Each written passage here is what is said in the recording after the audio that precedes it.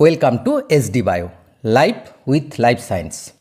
আজ class 11-এর MCQ সিরিজের প্রথম পর্ব।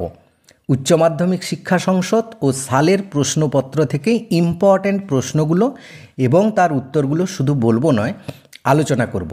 তাই খাতা পেন নিয়ে বসো, একটু নোট করে নাও, কারণ পরে এগুলো যখন বারবার প্র্যাকটিস করবে এবং অপশানগুলো নিয়ে যা যা বলবো সেগুলো মনে করার চেষ্টা করবে, দেখবে পরীক্ষা কিন্তু 100% এমসিকিউ করতে পারবে।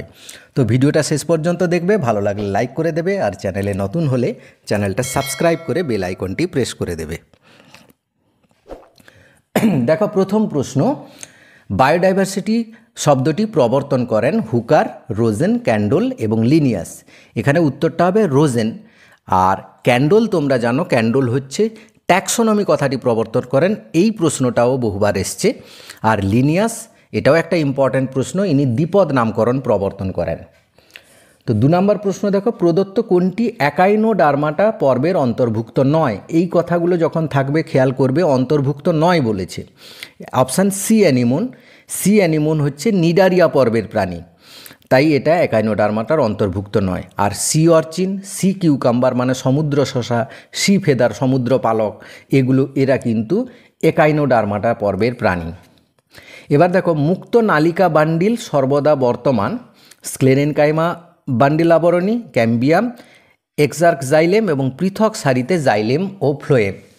মুক্ত নালিকা বান্ডিলের সংজ্ঞাটা কি না, জাইলেম ও ফ্লোয়েমের মাঝে যখন ক্যাম্বিয়াম থাকে, তাহলে তার সংজ্ঞাই বলে দিচ্ছে এখানে উত্তরটা কী হবে। ক্যাম্বিয়াম থাকলে মুক্ত নালিকা বান্ডিল, আর সংযুক্ত বা যুক্ত নালিকা বান্ডিলে ক্যাম্বিয়াম থাকে না, জাইলেম ফ্লোয়েম জুড়ে থাকে, তাই তো? তাহলে এখানে হবে উত্তরটা হবে ক্যাম্বিয়াম। এবং এই মুক্ত নালিকা বান্ডিল দ্বিবীজপত্রী কাণ্ডে দেখা যায়। এবার 4 নম্বর প্রশ্ন দেখো, পত্রবিন্যাস বলতে বোঝায় না, পত্রবিন্যাসের সংজ্ঞা কি বলা হচ্ছে না, কাণ্ড ও শাখা প্রশাখায় পাতার সজ্জারীতিকে পত্রবিন্যাস বলে। তাহলে উত্তরটাও পেয়ে গেলে, ডিটটা হবে। এবার আরশোলার শ্বাসছিদ্রের সংখ্যা হলো 12 জোড়া, 16 জোড়া, 10 জোড়া, 8 জোড়া। দেখো, আরশোলার পেটের মধ্যে তার শ্বাসছিদ্র থাকে, পেটে 10টা খণ্ড থাকে, প্রতিটা খণ্ডে 1 জোড়া করে থাকে, তাহলে 10টা খণ্ডে 10 জোড়া হলো। হ্যাঁ, তাহলে আরশোলার শ্বাসছিদ্র হলো 10 জোড়া, উত্তরটা হবে। আর আরশোলাকে এই জন্য তুমি যদি তার মাথাটা ধরে জলে শুধু মাথাটা ডুবিয়ে রাখো, সে কিন্তু 1-2 ঘন্টা ডুবালেও সে মরবে না। কিন্তু একটা ইঁদুরকে 10 মিনিট ডুবিয়ে রাখলে জলে, তার মাথাটা কিন্তু যদি জলে ডুবিয়ে রাখো সে কিন্তু মরে যাবে, কারণ তার শ্বাসছিদ্র অর্থাৎ নাক থাকে মাথায়। এটা খেয়াল রাখবে, এই গল্পটা মনে থাকলে তার আরশোলা শ্বাসছিদ্রের সংখ্যা মনে থাকবে। এবং এই শ্বাসছিদ্রকে বলা হয় স্পাইরাকেল, এটাও মনে রাখবে। এবার দেখো, F1 বস্তু পাওয়া যায়। F1 বস্তু জানো তোমরা, এটা মাইটোকন্ড্রিয়ায় থাকে। হ্যাঁ, এবং এটা F1 বস্তু এটিপি অক্সিজম উৎসেচক থাকে, যার ফলে এটিপি তৈরি করতে পারে। 7 নম্বর দেখো, পেপটাইড বন্ধনী উপস্থিত। পেপটাইড বন্ধনী সাধারণত প্রোটিন থাকবে, কারণ পেপটাইড প্রোটিন তৈরি করে, জানো তোমরা। তো প্রোটিনে পেপটাইড বন্ধনী থাকে, আর এটা খুবই ইম্পর্ট্যান্ট প্রশ্ন। আর কার্বোহাইড্রেটে থাকে গ্লাইকোসাইডিক বন্ড। কার্বোহাইড্রেটে কী থাকে বললাম, গ্লাইকোসাইডিক বন্ড, এটা কিন্তু মনে রাখবে। এই দুটো প্রশ্নই কিন্তু খুব ইম্পর্ট্যান্ট। আর সাধারণত প্রোটিনের আরকিউর মান হলো 1, 1-এর কম, 1-এর বেশি, অনির্দিষ্ট। আরকিউর মান প্রোটিনের ক্ষেত্রে সাধারণত 1-এর কম হয়, এটা খেয়াল রাখবে। প্রোটিনের ক্ষেত্রে আরকিউর মান 1-এর কম হবে, কার্বোহাইড্রেটের ক্ষেত্রে সবসময় 1 হবে। এই জন্য রেসপিরেটরি কোশিয়েন্ট 1 হচ্ছে কার্বোহাইড্রেট। আর জৈব অ্যাসিডের ক্ষেত্রে এটা মনে রাখবে 1-এর বেশি হবে, আর ফ্যাটের ক্ষেত্রেও 1-এর কম হবে। তাহলে প্রোটিন এবং ফ্যাটে 1-এর কম হলো, জৈব অ্যাসিডে 1-এর বেশি হয়, এটা একটা ইম্পর্ট্যান্ট প্রশ্ন। জৈব অ্যাসিডে কত থাকে? 1-এর বেশি থাকে। আর কার্বোহাইড্রেটে 1 হয়। তাহলে প্রোটিনে 1-এর কম, বিটটা হলো। সালোক সংশ্লেষে সবচেয়ে বেশি কার্যকরী আলোক তরঙ্গ হলো, আমরা যদি আলোক তরঙ্গগুলো দেখি তাহলে সালোক সংশ্লেষের জন্য 390 থেকে 760 আলোক তরঙ্গ লাগে, এবং এই 390টা হচ্ছে বেগুনি, অর্থাৎ সবচেয়ে কম হলো বেগুনি, আর সবচেয়ে বেশি হলো লাল। তাহলে সবচেয়ে বেশি কোনটা হবে? লাল আলোক তরঙ্গ দৈর্ঘ্য। দশেরটা প্রদত্ত কোনটি অঙ্কুরোদ্গমের জন্য প্রয়োজনীয় উপাদান নয়। আবার দেখো প্রয়োজনীয় উপাদান নয় বলেছে। সাধারণত অঙ্কুরোদ্গমের জন্য আলোর প্রয়োজন নয়, এই জন্য বীজকে মাটিতে পুঁতে দিলে আলোর তো দরকার নেই, তবুও সে অঙ্কুর বেরিয়ে যায়। বা ছোলাকে ঘরের মধ্যে রেখে দিলে সে ছোলা অঙ্কুরিত হয়ে যাচ্ছে, তাহলে আলো দরকার নেই। কিন্তু জল, অক্সিজেন আর বীজটাকে জীবিত থাকতে হবে, ভ্রূণটাকে জীবিত থাকতে হবে, তাহলে আলোটা হচ্ছে উত্তর। এবার ফাইটোক্রোম হলো পুষ্প উন্মোচনকারী হরমোন, সালোক সংশ্লেষকারী রঞ্জক, বৃদ্ধিরোধক, আর কোনোটিই নয়। এখানে ফাইটোক্রোম বলতে আমরা সালোক সংশ্লেষকারী রঞ্জককে অনেক সময় কনফিউজ করে যাই, কিন্তু এটা নয়, পুষ্প উন্মোচনকারী হরমোন এটা একটা রঞ্জক হলেও এটা কিন্তু পুষ্প উন্মোচনকারী একটা হরমোন। ফাইটোক্রোম কিন্তু হরমোন, হ্যাঁ, এটা কিন্তু মনে রাখবে। এটা কিন্তু পাতায় থাকে, এই ফাইটোক্রোম হরমোনটা পাতায় থাকে এবং ফুল ফোটাতে সাহায্য করে। যে তোমরা এটা পড়েছো আলোক পর্যায়বৃত্তিতে পড়েছো, দীর্ঘদিবা উদ্ভিদে ফুল ফোটাতে। আর এখানে আরেকটা হরমোন আছে, তোমরা মনে রাখবে, ফ্লোরিজেন বলে আরেকটা হরমোন আছে, তার কাজও কিন্তু একই। তাহলে ফাইটোক্রোম এবং ফ্লোরিজেন তোমাদের আজকে জানা হয়ে গেল, এবং এই দুটো কিন্তু ইম্পর্ট্যান্ট, এটা দুটো ফুল ফোটাতে সাহায্য করে। মানুষের করটির অস্থির সংখ্যা কটি? না 22টি। করটি অস্থির সংখ্যা হচ্ছে 22টি। এই অস্থির সংখ্যা থেকে একটা প্রশ্ন আসে, মাথার খুলিতে অর্থাৎ করটিতে খুলিতে থাকে 8টা আর মুখমণ্ডলে থাকে 14টা, এই নিয়ে 22টা থাকে। আরেকটা প্রশ্ন হয় এখান থেকে, মেরুদণ্ডে কশেরুকার সংখ্যা মনে রাখবে 33টা। মেরুদণ্ডে কশেরুকার সংখ্যা 33টা, আর হাড়ের সংখ্যা কিন্তু হবে 26টা। কশেরুকা মানে এক একটা জয়েন্টের অংশগুলো, ভাগগুলো, হ্যাঁ। এরপরের প্রশ্ন দেখো, পার্সিনিয়ান কণিকা হলো এক প্রকার তাপগ্রাহক, চাপগ্রাহক, যন্ত্রণাগ্রাহক, স্পর্শগ্রাহক। এখানে পার্সিনিয়ান কণিকা দেখো ছবিতে দেখা যাচ্ছে, এখানে যে স্ক্রিনের ছবিটা আছে সেই স্ক্রিনে চাপগ্রাহক হচ্ছে পার্সিনিয়ান কণিকা। এই ছবিটা মনে রাখবে এবং চাপগ্রাহক বলে মনে রাখবে এই কণিকাটাকে, এটা চাপ গ্রহণ করে, হ্যাঁ। নিউরো হরমোনের উদাহরণ হলো এসটিএইচ, জিটিএইচ, এফএসএইচ, অক্সিটোসিন। সাধারণত পশ্চাৎ পিটিউটারি থেকে যে হরমোনগুলো বেরোয় সেগুলোকে নিউরো হরমোন বলা হয়, কারণ এগুলো নিউরন প্রান্ত থেকে খরিত হয়। নিউরন প্রান্ত পিটিউটারিতে কোথায় এলো? পিটিউটারিতে নয়, এগুলো থাকে অ্যাকচুয়ালি হাইপোথ্যালামাসে। হাইপোথ্যালামাসের নিউরন প্রান্ত থেকে এই ক্ষরণ হবে, দিয়ে পিটিউটারির পশ্চাৎ প্রান্তে এসে জমা হয়। এটা একটা অক্সিটোসিন আর একটা ভেসোপ্রেসিন বা এডিএইচ, অ্যান্টিডিউরেটিক হরমোন। এই দুটো মনে রাখবে, এরা হচ্ছে নিউরো হরমোন।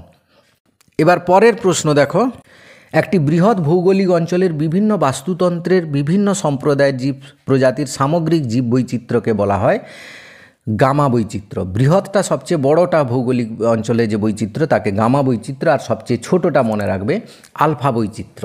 হ্যাঁ, তার মানে এখানে আমরা দুটো প্রশ্নের উত্তর জেনে গেলাম।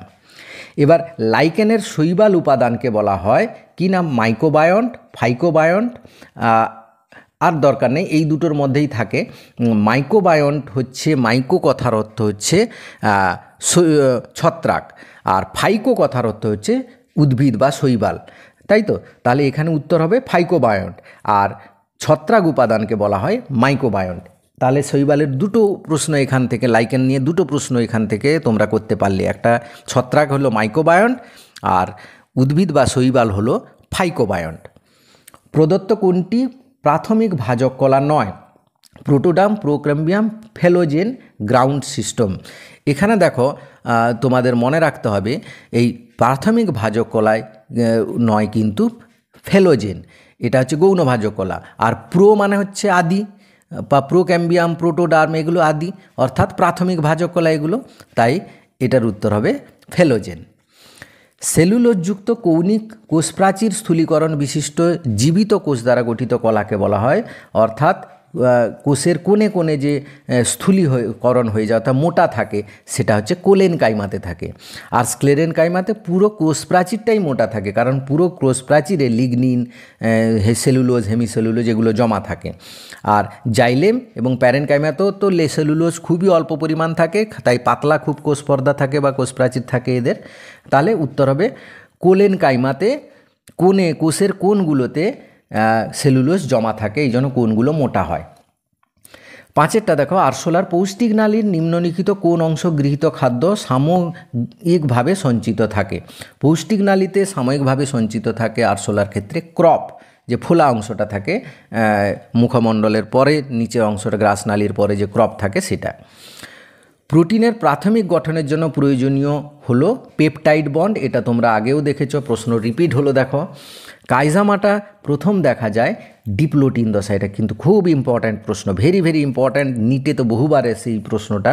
ডিপ্লোটিন দশায় কাইজামাটার প্রথম দেখা যায়, এটা মনে রাখবে। আর প্যাকাইটিন দশায় ক্রসিং ওভার ঘটে, এটা কিন্তু মনে রাখবে। তাহলে ক্রসিং ওভার প্যাকাইটিন উপদশায় আর কাইজামাটা হয় ডিপ্লোটিন উপদশায়। এই দুটো প্রশ্নের উত্তর ভালো করে মনে রাখতে হবে। 8 দেখো, প্রদত্ত কোন আয়ন পত্ররন্ধ্রের খোলা বন্ধ নিয়ন্ত্রণ করে? না পটাশিয়াম আয়ন। এটা থেকে বড় প্রশ্ন হয়, হ্যাঁ, পত্ররন্ধ্র খোলা বন্ধ পটাশিয়াম আয়ন কীভাবে নিয়ন্ত্রণ করে, এটা বড় প্রশ্ন, আমি সাজেশানে দিয়েছি। তাহলে পটাশিয়াম আয়নটাই হবে উত্তর। C4 পথে প্রাথমিক কার্বন ডাইঅক্সাইড ফিক্সেশন কোথায় ঘটে? না রক্ষী কোষে, মেসোফিল কলায়, বান্ডিল শীত কোষে, এগুলির সবকটিতে। উত্তর হবে মেসোফিল কলায় সাধারণত কার্বন ডাইঅক্সাইড আবদ্ধকরণ হয়, কারণ এইখানে মেসোফিল কলায় আরইউবিপি থাকে, সেই কার্বন ডাইঅক্সাইডকে আবদ্ধ করে। আর রক্ষী কোষে তো পত্ররন্ধ্রে থাকে, এখান দিয়ে কার্বন ডাইঅক্সাইড প্রবেশ করে ভিতরে। এবার নারিকেলের দুধে পাওয়া যায় gibberellin, cytokinin, auxin, abscisic acid, এটা কিন্তু বহুবার এসছে পরীক্ষায়। নারকেলের দুধে বা ডাবের জলে সাইটোকাইনিন হরমোন পাওয়া যায়, মনে থাকবে এটা সাইটোকাইনিন, ঠিক আছে। আর গ্লাইকোলাইসিস প্রক্রিয়ায় এটিপির সঙ্গে প্রদত্ত কোনটি উৎপন্ন হয়? গ্লাইকোলাইসিস প্রক্রিয়ায় NADH আর হাইড্রোজেন আয়ন উৎপন্ন হয়, এটা তোমরা গ্লাইকোলাইসিস পাথওয়েটা যদি দেখো বুঝতে পারবে। আর FAD, GTP, FADH এগুলো কিন্তু ক্রেবস সাইকেলে হয়, TCA চক্রে হয়, অর্থাৎ গ্লাইকোলাইসিসের পরে যে ঘটনাগুলো বা চক্রাকার পথগুলো ঘটে তাতে কিন্তু এগুলো হয়, এগুলো মনে রাখবে এটা। প্রদত্ত কোন জোড়াটি পিত্ত লবণ? দেখো পিত্ত লবণ মানে সল্ট এখানে বলা হচ্ছে, তাহলে সোডিয়াম টারকোলেট আর সোডিয়াম গ্লাইকোলেট হবে। আর বিলিরুবিন, বিলিভার্ডিন, হিমোগ্লোবিন এগুলো তো সব রঞ্জক, তাই না? তাই এগুলো সোডিয়াম টারকোলেট অর্থাৎ ডিটটা হবে উত্তর, কারণ এখানে লবণের কথা বলা হচ্ছে। ইউরিমিয়া রোগে নিম্নলিখিত কোনটি ঘটে? অধিক মূত্র উৎপাদন, রক্তে ইউরিয়ার আধিক্য, রক্তে ইউরিক অ্যাসিডের আধিক্য, সিরামে কোলেস্টেরলের আধিক্য। দেখো এখানে ইউরিমিয়া হচ্ছে রক্তে ইউরিয়ার আধিক্য বললে তাকে বলে ইউরিমিয়া। এখানে আরও কয়েকটা জিনিস তোমাকে মনে রাখতে হবে, এগুলো পরীক্ষায় আসে। মূত্রের যদি গ্লুকোজ থাকে তাকে বলা হয় গ্লাইকোসিউরিয়া, মনে রাখবে, মূত্রে গ্লুকোজ থাকলে গ্লাইকোসিউরিয়া। আর মূত্রে যদি রক্ত থাকে তাহলে তাকে বলে হিমাচুরিয়া, মানে খুব ইনফেকশন হয়েছে কিডনিতে তখন হিমাচুরিয়া হয়। আর রক্তে যদি ইউরিক অ্যাসিড বেড়ে যায় তাহলে তাকে বলা হয় হাইপার ইউরেসিমিয়া রক্তে, অর্থাৎ সিটটা রক্তে ইউরিক অ্যাসিডের আধিক্য বাড়লে তাকে হাইপার ইউরেসিমিয়া বলা হয়, ঠিক আছে। এই জিনিসগুলো মনে রাখবে এখানে। 14টা দেখো, নিম্নলিখিত কোন গ্রন্থটি রক্তে ক্যালসিয়ামের মাত্রার জন্য দায়ী? ক্যালসিয়ামের মাত্রার জন্য দায়ী প্যারাথাইরয়েড গ্রন্থি। প্যারাথাইরয়েড গ্রন্থি থেকে ক্যালসিয়াম ও ফসফেট, এই গ্রন্থির যে প্যারাথাইরয়েড হরমোন বের হয় সে ক্যালসিয়াম এবং ফসফেট শোষণ বাড়ায়, এই কাজটা মনে রাখবে।